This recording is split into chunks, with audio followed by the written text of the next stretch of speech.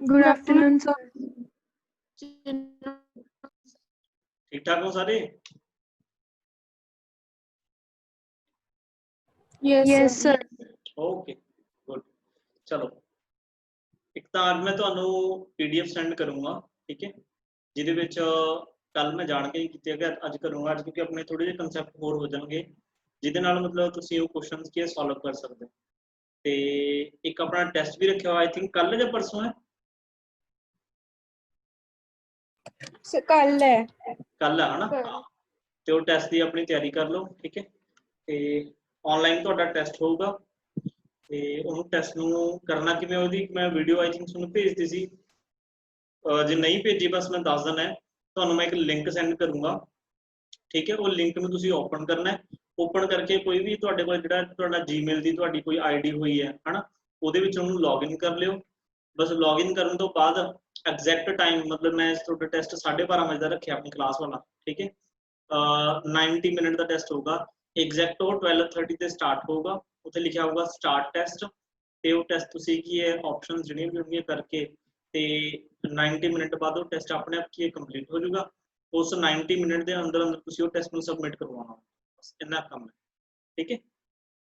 चलो जी आज आप स्टार्ट करते हैं नैक्सट जो कंसैप्ट है, बट कंसैप्ट स्टार्ट करने तो पहला एक क्वेश्चन तुहाडे लई जिहड़ा तुसी करोगे, अपने कॉपी पेन चक लो, तुहानू की ग्राफ दिता होया है, ग्राफ वाले क्वेश्चन का कंसैप्ट तुहानू मैं दसदा सीगा ते देखने तुसी इहनू सॉल्व कर पाउणे कि नहीं पाउंदे। ग्राफ तुहानू कुछ इदां इदां दिता होया है,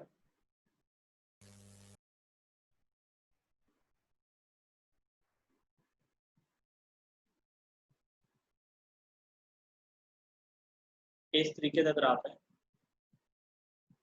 सत श्री अकाल शुक्रमन, लेट हो गया अज।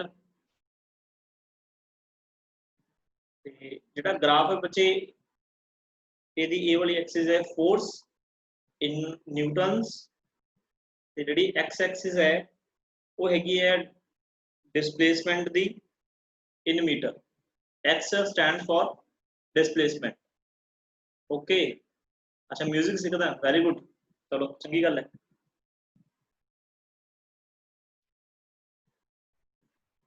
वैल्यूज गिवन है बच्चे, इत्थे फोर्स हैगी है 3 न्यूटन,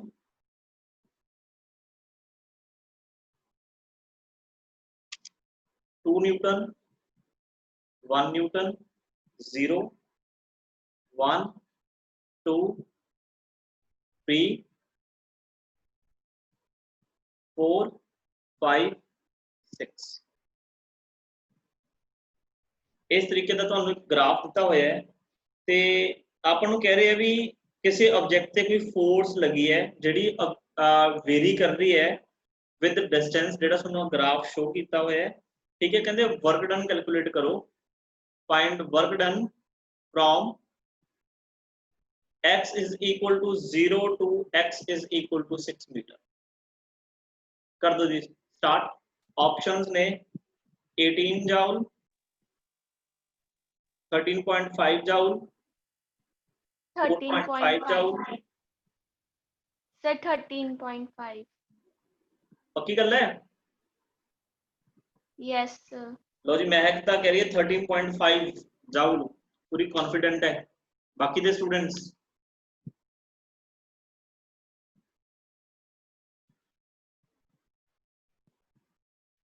महक का आंसर बिल्कुल करेक्ट है जी, बाकी दे स्टूडेंट भी ट्राई कर लो।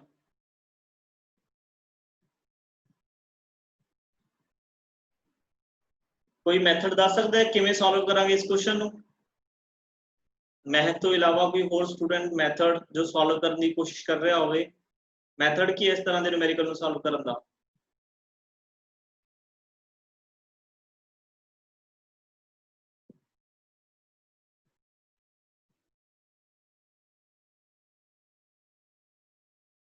हाँ जी महक जी तुसीं दसो किवें सॉल्व कीता है? Sir formula area of trapezium लगाना है। वेरी गुड, चाहे तुसीं एरिया ऑफ ट्रेपीजियम ला दो। बच्चे देखो जो भी तुहानू ग्राफ दिता होवे, मैं तुहानू दस्सिया सी उस ग्राफ का असीं एरिया कैलकुलेट करना होंदा। देखो एक स्केयर है, एक ट्रायंगल है, बस वर्क डन जो भी तुसी ग्राफ का कैलकुलेट करना होंदा तो तुसी एरिया अंडर ग्राफ कैलकुलेट कर दो। एरिया अंडर ग्राफ केड़ा ग्राफ अपने कोले फोर्स पोजीशन ग्राफ तो एक स्क्वायर ते ट्रायंगल दा लगा दो चाहे हाँ जी बिल्कुल बिल्कुल चाहे तुसी की है सीधा ट्रेपीजियम दा की है फॉर्मूला लगा दो दोनों ही आंसर सही ने आंसर आऊगा जी 13.5 जाओ। नेक्स्ट जेड़ा अज बच्चे ਅਸੀਂ कंसेप्ट करन जा रहे हैं काफी इंपॉर्टेंट है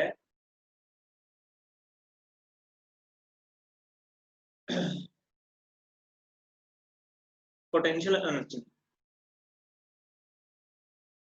पोटेंशियल एनर्जी देखो तुसी पढ़िया भी होया है पोटेंशियल एनर्जी बारे ठीक है जिहड़ी ਅਸੀਂ पोटेंशियल एनर्जी पढ़न जा रहे हैं ग्रेविटेशनल पोटेंशियल एनर्जी है।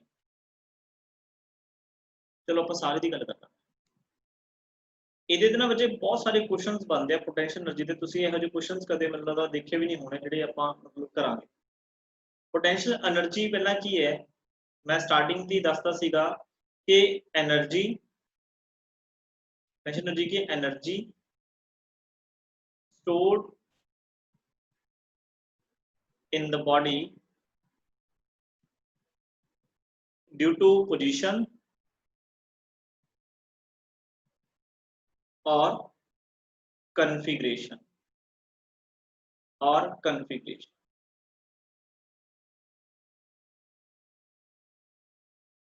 ठीक है जी ये सारे डेफिनेशन पता ही है। बेसिकली बच्चे जी पोटेंशियल एनर्जी है ना वो तीन फोर्सेस के लिए डिफाइंड है। एक तो फॉर ग्रेविटेशनल फोर्स जिन्हों ਅਸੀਂ ग्रेविटेशनल पोटेंशियल एनर्जी बोलते हैं फोर्स केड़ी है ये ग्रेविटेशनल फोर्स। एक बच्चे इलास्टिक पोटेंशियल एनर्जी होंदी है। इलास्टिक पोटेंशियल एनर्जी एक की जगह की होंदी है ਇਹਦੇ ਵਿੱਚ ਆ ਜਾਂਦੀਆਂ ਨੇ स्प्रिंग ਦੀਆਂ फोर्सेस स्प्रिंग फोर्स ठीक है ਜਾਂ इलास्टिक फोर्स ਤੁਸੀਂ बोल सकते हो। एक बच्चे होंदी है electrostatic potential energy electrostatic potential energy ਇਹਦੇ ਵਿੱਚ इलेक्ट्रोस्टैटिक फोर्सेस आ ਜਾਂਦੀਆਂ इलेक्ट्रोस्टैटिक फोर्सेस जिन्नियां भी पोटेंशियल एनर्जीज ਦੀ ਅਸੀਂ ਗੱਲ ਕਰਦੇ ਨਾ बेसिकली बच्चे वो तीन ने ਜਾਂ ਤਾਂ ग्रेविटेशनल पोटेंशियल एनर्जी होया करूगी ਜਾਂ इलास्टिक पोटेंशियल एनर्जी ਜਾਂ इलेक्ट्रोस्टैटिक पोटेंशियल एनर्जी। कदे भी ਅਸੀਂ फ्रिक्शन पोटेंशियल एनर्जी नहीं सुनते एयर फ्रिक्शन पोटेंशियल एनर्जी ਅਸੀਂ कदे वर्ड नहीं सुनिया विस्कस ड्रैग पोटेंशियल एनर्जी ਇਹੋ ਜਿਹੇ ਅਸੀਂ कदे नाम नहीं सुनते। तो बच्चे मेरा इत्थे समझाने का मतलब ये है कि बच्चे जी पोटेंशियल एनर्जी है ना हर एक फोर्स दे लई वैलिड नहीं हैगी। हर एक फोर्स से पोटेंशियल एनर्जी नहीं हो सकती। पोटेंशियल एनर्जी सिर्फ और सिर्फ वैलिड है फॉर कंजर्वेटिव फोर्सेस। ध्यान रहे this is very important. Potential energy का जो कंसेप्ट है वो सिर्फ वैलिड है फॉर कंजर्वेटिव फोर्सेस। देखो ग्रेविटेशनल फोर्स मैं तुहानू की दस्सिया सीगा कंजर्वेटिव जिहड़ी स्प्रिंग फोर्स है इलास्टिक जिहड़ी पोटेंशियल इलास्टिक फोर्सेस होंदियां ने ये भी बच्चे की है कंजर्वेटिव होंदियां ने ते जिहड़ियां इलेक्ट्रोस्टैटिक दी मैं एग्जांपल लिखाई सी ये भी की है ग्रेविटेशनल पोटेंशियल मतलब ये भी कंजर्वेटिव फोर्स है। तो ये गल हमेशा ध्यान च रखनी है पोटेंशियल एनर्जी द कंसेप्ट सिर्फ और सिर्फ वैलिड है for conservative forces for conservative forces. ते कंजर्वेटिव फोर्सेस ਅਸੀਂ ਵਿੱਚ ਕਿਹੜੀਆਂ ਪੜੀਆਂ ਸੀ ਉਹ ਵਾਲੀਆਂ फोर्सेस ਜਿਨ੍ਹਾਂ ਦੁਆਰਾ ਕੀਤਾ ਕੰਮ ਇਨ ਅ ਕਲੋਜ਼ਡ ਪਾਥ ਜ਼ੀਰੋ ਹੁੰਦਾ ਹੈ ਤੇ ਇਹ फोर्सेस डिपेंड नहीं करदियां ਕਾਦੇ ਤੇ पाथ ਤੇ सिर्फ और सिर्फ डिपेंड करदियां ने इनिशियल ਤੇ फाइनल। ठीक है ग्रेविटेशनल पोटेंशियल एनर्जी का फार्मूला साਰਿਆਂ ਨੂੰ पता है mgh। इलास्टिक पोटेंशियल एनर्जी का फार्मूला मैं तुहानू ड्राइव करवाऊंगा ये हुंदा half k x square k हुंदा स्प्रिंग कांस्टेंट x हुंदी डिस्प्लेसमेंट ते जिहड़ी इलेक्ट्रोस्टैटिक पोटेंशियल एनर्जी है इहदा तुसी +1 जाके +2 दे विच जाके की फार्मूला बनाओगे मतलब तुहानू तो चलो एडवांस नहीं करवाऊंगा मैं इस तो बाद ते वो हुंदा जी k q1 q2 upon r। ठीक है आ k ते a k दोनों अलग अलग ने इस k की वैल्यू होंगी है 1/4 पाई एप्सिलॉन नॉट। ये मीडियम दा कांस्टेंट है, कूलम्स लॉ भी होता है ओ अपॉन r स्क्वायर होंदा है। जेड़ा कूलम्स लॉ पढ़िया ना उत्थे ही बनदा बस। वो कूलम्स लॉ तुसी ये पढ़िया k q1 q2 upon r square, वो आ होंदा है। This is called Coulomb's law. Spring constant, ठीक है जी।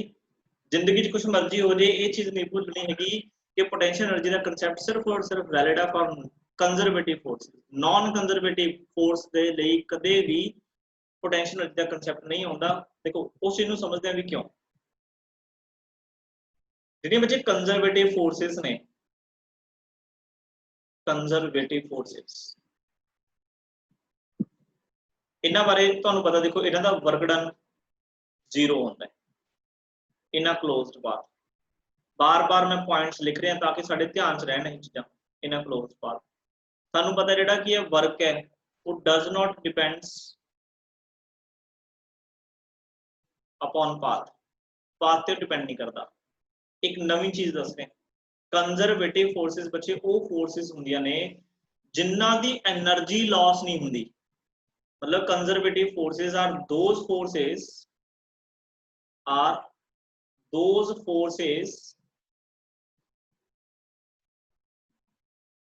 by which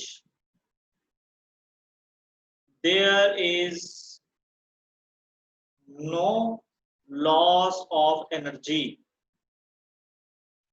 इन्ना द्वारा बच्चे जितना भी वर्क डन होंदा ना ਉਹਦੇ ਵਿੱਚ ਕਿਸੇ ਵੀ ਤਰ੍ਹਾਂ ਦੀ એનર્ਜੀ ਲਾਸ ਨਹੀਂ ਹੁੰਦੀ।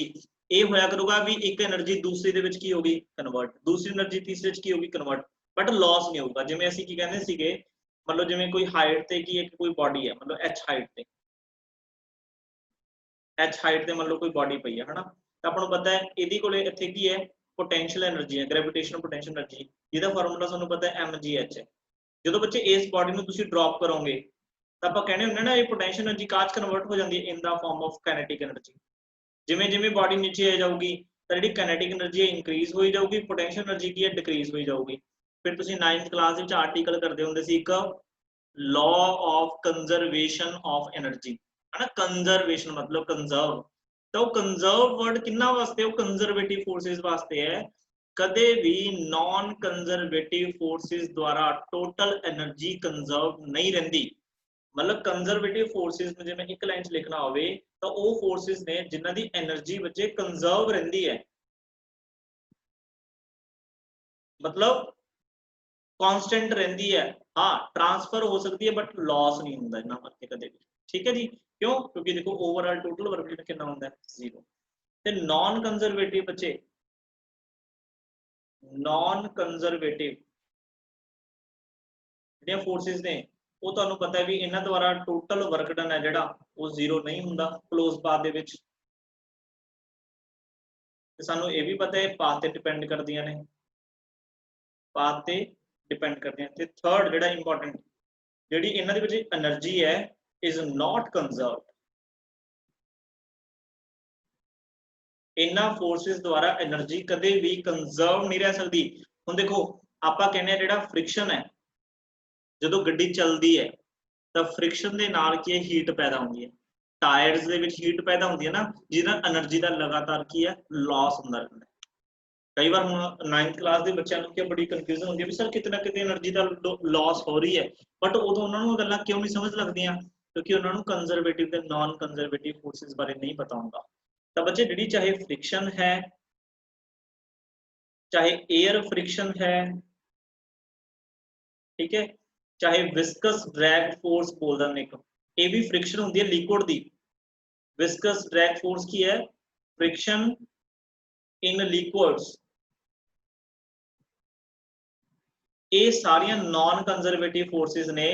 ते तुसी किसी भी एक एग्जांपल नु ला के देख लो, जदों ही तुसी फ्रिक्शन नु चाहे एयर फ्रिक्शन नु चाहे विस्कस ड्रैग फोर्स नु कंसीडर करोगे तो हमेशा कुछ ना कुछ एनर्जी का लॉस होएगा। गड्डी चलती है, टायर की है, जो रोड के नाल मतलब सड़क के नाल जो चलते हैं तो आपको पता हीट होंगी है। थोड़ा टाइम तुम चलाओ उस तो बाद चेक करो तो पता लगेगा भी हीट होगी। सब तो सिंपल एग्जाम्पल अपने दो हैंड्स में इधर रब करो थोड़े टाइम बाद ही तुहानूं पता लग जू भी हैंड्स तुहाडे की हो गए, हीट हो गए, मतलब एनर्जी की हो रही है, रिलीज हो रही है। ठीक है जी। अच्छा, विस्कस ड्रैग फोर्स की है, देखो मैं तुहानूं थोड़ा जिहा समझाउणा, वैसे इहदे कंप्लीट चैप्टर आऊगा। देखो एक पानी है, मतलब गिलास है पानी का, इह च पानी है, टेढ़ा नहीं रखिया, अच्छा सीधा ही है, समझ लो। ते एक जिहड़ा गिलास है, ਇਹਦੇ ਵਿੱਚ ਕੀ ਹੈ, ਅਸੀਂ ਮਤਲਬ ਹਨੀ ਰੱਖਤਾ ਸ਼ਾਇਦ, ਜਿਹਨੂੰ ਕੋ ਬੋਲਦੇ ਇਦਾਂ। ਤਾਂ ਬੱਚੇ ਜੇ ਤੁਸੀਂ ਇਹਦੇ ਵਿੱਚ ਕੋਈ ਰੋਡ ਦੇ ਨਾਲ ਹਨਾ ਇਹਨੂੰ ਇਸ ਤਰੀਕੇ ਨਾਲ ਰੋਟੇਟ ਕਰੋ, ਮਤਲਬ ਜਿਵੇਂ ਗਲਾਸ ਪਾਣੀ ਦਾ ਲੈ ਕੇ ਉਹਨੂੰ ਰੋਡ ਦੇ ਨਾਲ ਇਦਾਂ ਕੀ ਇਹਨੂੰ ਸਟੀਅਰ ਕਰ ਦੋ, ਮਤਲਬ ਘੁਮਾ ਦੋ, ਤਾਂ ਤੁਸੀਂ ਦੇਖਿਆ ਹੋਊਗਾ ਜਿਹੜਾ ਪਾਣੀ ਹੈ ਨਾ ਉਹਦੇ ਵਿੱਚ ਇਦਾਂ ਦੇ ਚੱਕਰ ਬਣ ਲੱਗ ਜਾਂਦੇ ਆ, ਘੁੰਮਣ ਲੱਗ ਜਾਂਦਾ, ਘੁੰਮੀ ਜਾਊਗਾ ਘੁੰਮੀ ਜਾਊਗਾ ਘੁੰਮੀ ਜਾਊਗਾ। ਜਦੋਂ ਹੀ ਤੁਸੀਂ ਘੁਮਾਉਣਾ ਬੰਦ ਕਰ ਦੋਗੇ, थोड़े टाइम बाद पानी काच आ जाऊगा, एट रेस्ट। पानी दोबारा फिर काच आ जाता है, रेस्ट। क्यों आया रेस्ट, कदे सोचे? क्योंकि ਉਹਦੇ ਵਿੱਚ ਇੱਕ फ्रिक्शन फोर्स लग रही है, ਜਿਹੜੀ ਇੱਕ लिक्विड ਦੀ लेयर है, पानी ਦੀ ਇੱਕ लेयर ਨੂੰ ਦੂਜੀ लेयर अपोज करती है हमेशा, ਜਿਹੜੀ ਉਹਨੂੰ ਕੀ ਹੈ ਕਦੇ ਵਿੱਚ ਲੈ ਕੇ ਆਉਂਦੀ ਹੈ, ਰੈਸਟ ਦੇ ਵਿੱਚ ਲੈ ਕੇ ਆਉਂਦੀ ਹੈ। ਤੇ ਹਰ ਇੱਕ ਲਿਕੁਇਡ ਦੀ ਆਪਣੀ ਆਪਣੀ ਵਿਸਕਸ ਫੋਰਸ ਹੁੰਦੀ ਹੈ। ਹੁਣ ਦੇਖੋ ਜੇ ਤੁਸੀਂ ਮੰਨ ਲਓ ਇਹੀ ਕੰਮ ਇਸ ਹਨੀ ਨੂੰ ਘੁਮਾਉਣ ਦੇ ਵਿੱਚ ਕਰੋ, ਤਾਂ ਇਸ ਹਨੀ ਨੂੰ ਪਹਿਲੀ ਗੱਲ ਤਾਂ ਬੱਚੇ ਦੇਖੋ ਤੁਸੀਂ ਆਪ सोच सकते हो कि इनू जिहड़ा घुमाउणा बहुत औखा है। अच्छा मान लो तुसीं फोर्स लगा के घुमाता, तो जे इनू कि 10 सैकेंड लगते हैं रुकण दे लई वाटर नू, तो यह विदिन 1 सैकेंड ही रुक जूगा। क्यों? क्योंकि ये ज़्यादा विस्कस होंदा, मतलब ज़्यादा गाढ़ा होंदा, जिहदे करके इहदी जिहड़ी फ्रिक्शन है वो ज़्यादा होंदी। ठीक है, तो बच्चे non conservative forces are those forces जिन्हां विच एनर्जी कंजर्व नहीं रहिंदी, ਤੇ ਇਹਨਾਂ ਦੇ ਲਈ ਜਿਹੜਾ ਪੋਟੈਂਸ਼ੀਅਲ એનર્ਜੀ ਦਾ ਕਨਸੈਪਟ ਹੈ ਉਹ ਵੈਲਿਡ ਨਹੀਂ ਹੈਗਾ। ਕੀ ਮੇਰੀਆਂ ਇਹ ਗੱਲਾਂ ਕਲੀਅਰ ਹੋ ਗਈਆਂ ਸਾਰਿਆਂ ਨੂੰ? Yes sir. ठीक है,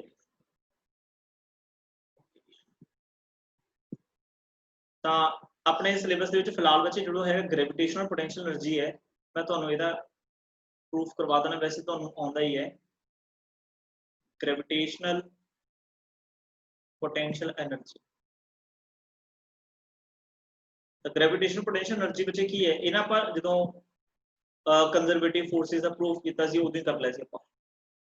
मान लो आ एक बॉडी है बच्चे, ठीक है, इस बॉडी नूं तुसीं सपोज करो इस पॉइंट तो इस सरफेस तो किसी h हाइट ते लेके जा रहे हो, तो हुण तुहानूं पता है अगर h हाइट ते लेके जाना तो तुहानूं की करना पैना है, दस सकते हो? सानू की करना पैना है? फोर्स लगानी, फोर्स लगानी पैनी है। तो फोर्स लगाओगे तो नाल की होगी? डिस्प्लेसमेंट। दैट मीन सानू वर्क करना पैना है, सानू की करना पैना है? वर्क करना पैना है। तो बच्चे जदों असीं इस बॉल ते वर्क कीता, असीं इहनूं A पॉइंट तो B पॉइंट लेके गए, यह हैगी अर्थ। ते आपां नूं पता है अर्थ है जिहड़ी हमेशा ही हर एक बॉडी जिहदा मास एग्जिस्ट करता उहनूं अपने वाल की करदी है? अट्रैक्ट करदी है। इस तरीके नाल डाउनवर्ड डायरेक्शन च की लाउंदी है? फोर्स लगाउंदी है। किहड़ी force? Gravitational force, gravitational force. But तुसीं बॉडी नूं ऊपर लेके जा रहे हो, ਇਹਦਾ मतलब ਤੁਹਾਨੂੰ वर्क करना पऊगा अगेंस्ट द ग्रेविटी। तो बच्चे जे मैं गल करा work done from A to B, मतलब जहां ਅਸੀਂ कह सकते हैं अगेंस्ट ग्रेविटी, मतलब अगेंस्ट ग्रेविटेशनल फोर्स। तो मान लो डिस्प्लेसमेंट कितनी हुई है? h। तो बच्चे work from A to B is equal to, suppose इस बॉडी का मास है m, तो अपन पता है डाउनवर्ड जो वेट लगूगा दैट इज mg। तो फोर्स आ गई जी mg, डिस्प्लेसमेंट कितनी आ गई h, कॉस कितना होगा? देखो असी बॉडी में ऊपर लेके जा रहे हैं, फोर्स लग रही है नीचे नूं, तो कॉस आऊगा 180। तो work from A to B cos 180 कितना होता है? -1।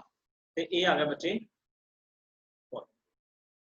ठीक है जी, ਇਹਦੇ ਵਿੱਚ ਤੁਸੀਂ दूसरा फॉर्मूला भी बना सकते हो। अगर ਅਸੀਂ ਗੱਲ करिए work done from B to A, अगर ਅਸੀਂ इस बॉल ਨੂੰ ਉੱਪਰੋਂ ਤੋਂ ਲੈ ਕੇ नीचे लेके आइए B to A, तो work from B to A मतलब पहला ਤਾਂ अगेंस्ट द ग्रेविटी सी, ਹੁਣ in the direction of gravity, in the direction of gravity तो बच्चे फिर क्या होगा, है mg फोर्स आ गई, डाउनवर्ड लग रही है, डिस्प्लेसमेंट h, कॉस कितना होगा 0, तो work from b to a is equal to कितना mgh। तो बच्चे जिन्ना भी ਅਸੀਂ वर्क ਕੀਤਾ है बॉल ਨੂੰ नीचे तो ऊपर लेके जाने ਦੇ ਲਈ ਇਹ ਸਾਰਾ वर्क स्टोर हो जाएगा in the form of potential energy. आ देखो ਤੁਸੀਂ वर्क ਕੀਤਾ, वर्क करके बॉल ਨੂੰ ਉੱਪਰ ਲੈ ਗਏ ਕਿਹਦੇ ਅਗੇਂਸਟ, ਗ੍ਰੈਵਿਟੇਸ਼ਨਲ ਫੋਰਸ ਦੇ, ठीक है। ਤਾਂ ਇਸ पोटेंशियल एनर्जी ਨੂੰ मैं ਕੀ ਬੋਲਿਆ, ग्रेविटेशनल पोटेंशियल एनर्जी, यू ਨਾਲ ਲਿਖ ਰਿਹਾ ਹਾਂ। ਇਹ ਵੀ ਕੀ ਹੈ, ग्रेविटेशनल पोटेंशियल, क्योंकि साडा कीता वर्क वेस्ट नहीं होया, ये स्टोर हो गया इन the form of potential energy. मतलब ऊपरों जो बॉडी नीचे तक आऊगी तो कितनी पोटेंशियल एनर्जी नाल आऊगी, mgh पोटेंशियल एनर्जी नाल आऊगी। ठीक है जी, सौखा ही है, कोई टिपिकल कम नहीं है ਇਹਦੇ ਵਿੱਚ।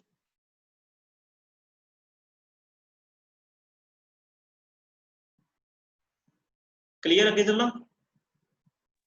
Yes, sir. Okay Yes, sir. ठीक है जी।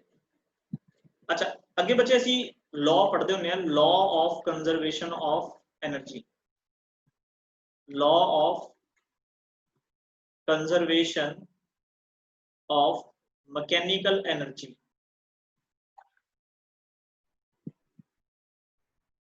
Law of conservation of mechanical energy की कहता बच्चे कि जी एनर्जी है can neither be created nor be destroyed, it remains conserved. But ध्यान रहे केड़ी एनर्जी की गल हो रही है, केड़े वर्क की गल हो रही है, वो वाला वर्क वो वाली एनर्जी जिहड़ी की है कंजरवेटिव फोर्सेस द्वारा है। नॉन कंजरवेटिव दे विच लॉ वैलिड ही नहीं है। ठीक है, तो लॉ की कहता जी it states that energy can neither be created nor be destroyed, it always remains conserved। और लिख देने अपन transfer from one form to another, जी एक फॉर्म तो दूसरी फॉर्म एनर्जी कन्वर्ट हो सकती है। ठीक है, बट ओवरऑल एनर्जी जी कांस्टेंट रहती है। तो बच्चे जी टोटल एनर्जी है mechanical energy m dot e is equal to की होंगी है काइनेटिक एनर्जी प्लस पोटेंशियल। जैनों इदा लिख देना total energy E is equal to kinetic energy plus potential energy. Kinetic energy का फार्मूला आपको पता है, that is half mv square, ते पोटेंशियल एनर्जी का फार्मूला पता सानू mgh। यह फार्मूला साडी बहुत हेल्प करूगा न्यूमेरिकल्स ਨੂੰ सॉल्व करने ਦੇ ਲਈ। बहुत टिपिकल न्यूमेरिकल इस फार्मूले ਦੇ ਨਾਲ थोड़ी जी मॉडिफिकेशन होर करांगे, बहुत सिंपल तरीके ਦੇ ਨਾਲ ਸਾਡੇ ਕੋਲ ਕੀ ਇਹ हो जाएगा। ठीक है जी। अच्छा law of conservation of mechanical energy आ गया। ठीक है,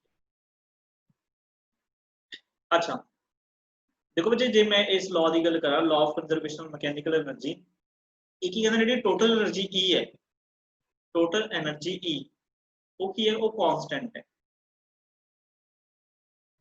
दैट मींस मैं ये लिख सकता भी change in total energy is equal to 0। आपा पढ़िया सी ना किसी भी कांस्टेंट का डेरिवेटिव कितना होता है 0। अगर मैं कह रहे हैं कि जेड़ा लॉ ऑफ मैकेनिकल एनर्जी की कहता है, law of conservation of mechanical energy कहता है भी टोटल एनर्जी कांस्टेंट रहती है, एदा मतलब ओदे विच चेंज कितना है 0, फिर एदा मतलब कांस्टेंट है। तो आ की लिखा मैं change in energy, change in total energy 0 है। गल समझ लगती है ये वाली?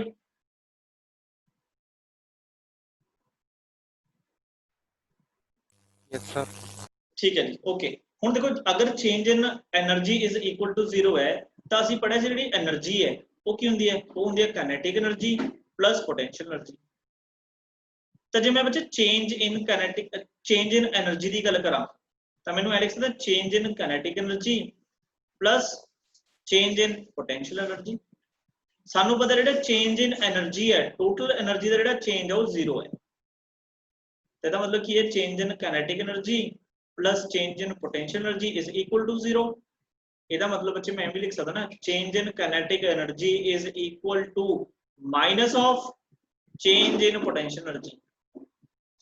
अच्छा चेंज इन काइनेटिक एनर्जी ਨੂੰ ਅਸੀਂ ਕੀ ਲਿਖ ਸਕਦੇ ਹਾਂ ਵਰਕ ਵਰਕ એનર્ਜੀ ਥਿਓਰਮ ਫੇਰ ਆਊਗੀ ਇੱਥੇ ਚੇਂਜ ਇਨ ਕਾਈਨੈਟਿਕ એનર્ਜੀ ਕੀ ਹੁੰਦੀ ਹੈ ਵਰਕ ਇਹਦਾ ਮਤਲਬ ਜੇ work is equal to change in potential energy ਹੁੰਦਾ ਹੈ ਇਸ ਫਾਰਮੂਲੇ ਨਾਲ ਰਿਲੇਟਡ ਬੱਚੇ ਬਹੁਤ ਸਾਰੇ ਕੁਐਸਚਨ ਸਾਨੂੰ ਮਿਲਣ ਵਾਲੇ ਯੂ ਕੀ ਹੈ ਸਿੰਬਲ ਹੈ ਪੋਟੈਂਸ਼ੀਅਲ એનર્ਜੀ ਦਾ ਪਰ ਇੱਥੇ ਇੱਕ ਡੈਲਟਾ ਹੀ ਹੋਊਗਾ ਚੇਂਜ ਇਨ ਪੋਟੈਂਸ਼ੀਅਲ ਇਹ ਧਿਆਨ ਰੱਖਣਾ ਹੈ this is very very important formula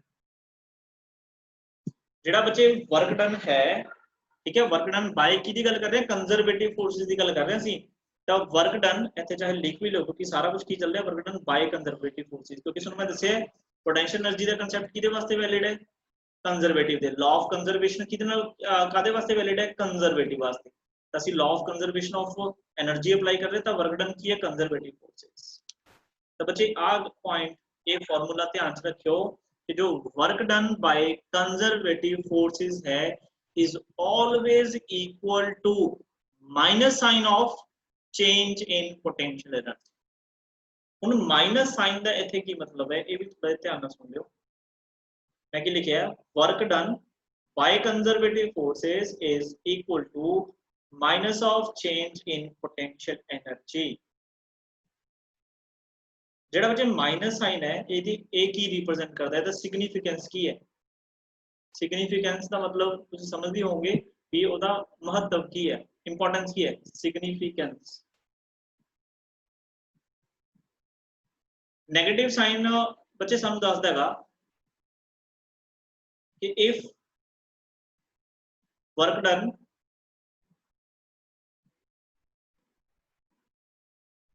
work is done in the direction of conservative force in the direction of conservative force then potential energy decreases बहुत important है बच्चों ਨੂੰ ਇਹਦਾ मतलब समझ नहीं आਉਂਦਾ ਜਿਹੜਾ ਰੱਟਾ ਲਾਉਂਦੇ ਨੇ ਆ ਦੇਖੋ ਕੀ ਕਹਿ ਰਹੇ ਹਾਂ ਅਸੀਂ ਆ ਅਰਥ आ एक बॉडी है ये बॉडी का वेट अपन पता लग रहा है mg नीचे नु अर्थ इनू किधर खिंच रही है नीचे केड़ी फोर्स नाल fg मतलब ग्रेविटेशनल फोर्स दे नाल ते अपन नू पता है ग्रेविटेशनल फोर्स केड़ी फोर्स है कंजरवेटिव फोर्स है केड़ी फोर्स है ये कंजरवेटिव फोर्स है आ देखो कहंदे की कह रहे नेगेटिव साइन कहना जे इफ वर्क इज डन मतलब जे वर्क किया जावे in the direction of conservative force मतलब कंजरवेटिव फोर्स नीचे है ਤੇ ਤੁਸੀਂ ਵੀ ਨੀਚੇ ਨੂੰ ਵਰਕ ਕਰ ਰਹੇ ਹੋ ਮਤਲਬ ਬਾਡੀ ਨੂੰ ਉੱਪਰ ਨੂੰ ਤੁਸੀਂ ਨੀਚੇ ਲੈ ਕੇ ਆ ਰਹੇ ਹੋ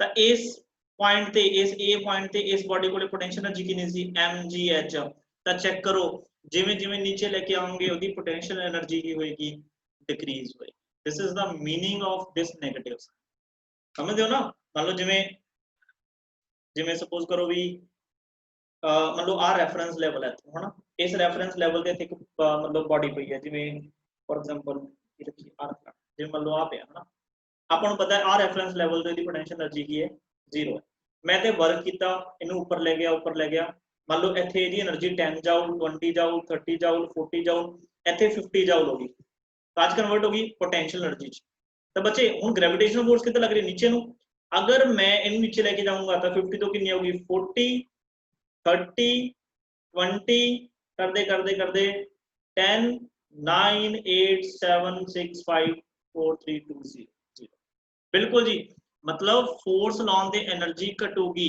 हाँ फोर्स हाँ बिल्कुल अगर तुसी कह रहे होगे कि जे तुसी in the direction of conservative force मतलब जेडी डायरेक्शन कंजरवेटिव फोर्स लग रही है उस डायरेक्शन ही तुसी फोर्स लगाओगे तो उस सिस्टम की पोटेंशियल एनर्जी डिक्रीज होगी मैं तुहानू एक एग्जांपल होर देना है आ देखो मान लो बच्चे स्प्रिंग है स्प्रिंग बारे आप वैसे कुछ पढ़िया नहीं बट ये इन्नी एग्जांपल तुहानू समझ लग रही मान लो आ स्प्रिंग है स्प्रिंग तो सारे ने देखी ही है ना तो सानू ये भी पता जो स्प्रिंग को असीं खिंचते हैं खिंचोगे तो छड्डोगे तो स्प्रिंग वापस आऊगा क्यों क्योंकि मैं तुहानू दस्सिया सी उहदे विच एक रीस्टोरिंग फोर्स पैदा हो जाती ध्यान नाल सुणिओ इस एग्जांपल मान लो इहदे ते स्प्रिंग ते तुसीं फोर्स लगाई इस साइड भी फोर्स लगा तो बच्चे स्प्रिंग हो जाऊगा स्ट्रैच मतलब ऐदा की हो गया स्ट्रैच हो गया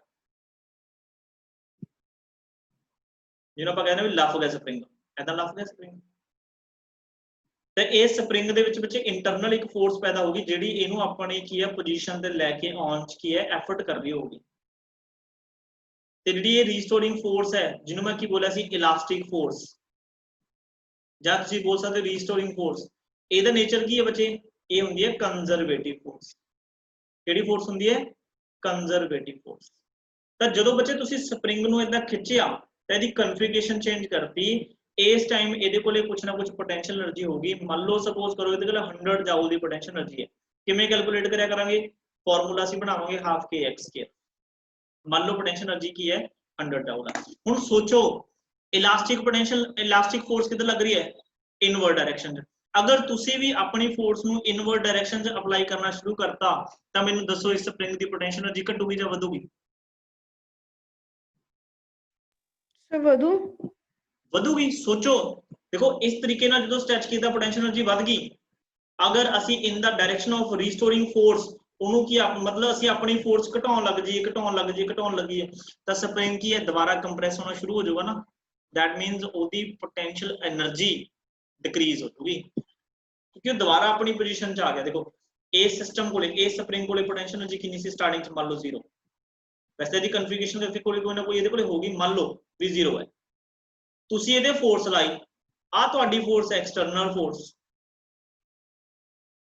ਇਹ ਫੋਰਸ ਲਗਾਈ ਤਾਂ ਇਹਦੇ ਵਿੱਚ ਕੀ ਹੈ ਪੋਟੈਂਸ਼ੀਅਲ એનર્ਜੀ ਸਟੋਰ ਹੋ ਗਈ। ਮਤਲਬ ਕਿ ਇਹ ਸਪਰਿੰਗ ਨੂੰ ਜਦੋਂ ਹੀ ਤੁਸੀਂ ਛੱਡੋਗੇ ਇਹ ਵਾਪਸ ਆਊਗਾ, ਬਟ ਤੁਸੀਂ ਆਪਣੀ ਹੀ ਫੋਰਸ ਦੇ ਨਾਲ ਇਹਨੂੰ ਵਾਪਸ ਲੈ ਕੇ ਆ ਰਹੇ ਹੋ। ਇਹਦਾ ਮਤਲਬ ਤੁਸੀਂ ਇਹਦੀ ਪੋਟੈਂਸ਼ੀਅਲ એનર્ਜੀ ਨੂੰ ਕੀ ਕਰ ਰਹੇ ਹੋ, ਡਿਕਰੀਜ਼। ਮੰਨ ਲਓ ਜੇ 100 ਜਾਊਲ ਸੀ, ਜੇ ਤੁਸੀਂ ਵੀ ਇਸ ਰੀਸਟੋਰਿੰਗ ਫੋਰਸ ਵਾਲੀ ਡਾਇਰੈਕਸ਼ਨ 'ਚ ਫੋਰਸ ਲਗਾਉਣੀ ਸ਼ੁਰੂ ਕਰਤੀ ਤਾਂ 100 to 90 80 70 60 ਘਟਦੀ ਕਿੰਨੀ ਦੁਬਾਰਾ ਫਿਰ ਪਹੁੰਚ ਜੂਗੀ 0। This is the meaning of this negative sign. Work is equal to हाँ जी। जब वो नॉर्मल पोजीशन पर आ गया उसके बाद हमने फिर से उस पर फोर्स लगा दी इनवर्ड डायरेक्शन में, तो अब भी उसकी पोटेंशियल एनर्जी डिक्रीज होगी। वो तो फिर अलग सिस्टम हो गया ना। ਅਸੀਂ ओरिजिनल ਕਨਫਿਗਰੇਸ਼ਨ ਤੇ ਲੈ ਕੇ ਆਉਣ ਦੀ ਗੱਲ ਕਰ ਰਹੇ ਹਾਂ। ਜਦੋਂ ਬੱਚੇ ਅਸੀਂ ਮਤਲਬ ਤੁਸੀਂ ਇਹ ਕਹਿੰਦੇ ਵੀ ਜਦੋਂ ਸਪਰਿੰਗ ਆਪਣੀ ओरिजिनल ਪੋਜੀਸ਼ਨ ਲੈ ਕੇ ਜਦੋਂ ਉਹਨੂੰ ਦਬੋਗੇ ਫਿਰ ਉਹਦੀ ਰੀਸਟੋਰਿੰਗ ਫੋਰਸ ਆਊਟਵਰਡ ਡਾਇਰੈਕਸ਼ਨ 'ਚ ਲੱਗੂਗੀ। ਦੇਖੋ ਸਪਰਿੰਗ ਨੂੰ ਜਦੋਂ ਤੁਸੀਂ ਦਬਦੇ ਹੋ ਤਾਂ ਉਹ ਕੀ ਹੈ ਆਪਣੀ ਪੋਜੀਸ਼ਨ ਤੇ ਵਾਪਸ ਆਉਣ ਦੀ ਕੋਸ਼ਿਸ਼ ਕਰੂਗਾ ਨਾ। ਤਾਂ ਜੇ ਤੁਸੀਂ ਉਹਨੂੰ ਪ੍ਰੈਸ ਕਰੋਗੇ ਤਾਂ ਰੀਸਟੋਰਿੰਗ ਫੋਰਸ ਆਊਟਵਰਡ ਡਾਇਰੈਕਸ਼ਨ ਲੱਗੂਗੀ, ਜੇ ਤੁਸੀਂ ਉਹਨੂੰ ਸਟ੍ਰੈਚ ਕਰੋਗੇ ਤਾਂ ਰੀਸਟੋਰਿੰਗ ਫੋਰਸ ਇਨਵਰਡ ਡਾਇਰੈਕਸ਼ਨ 'ਚ ਲੱਗੂਗੀ। Okay sir.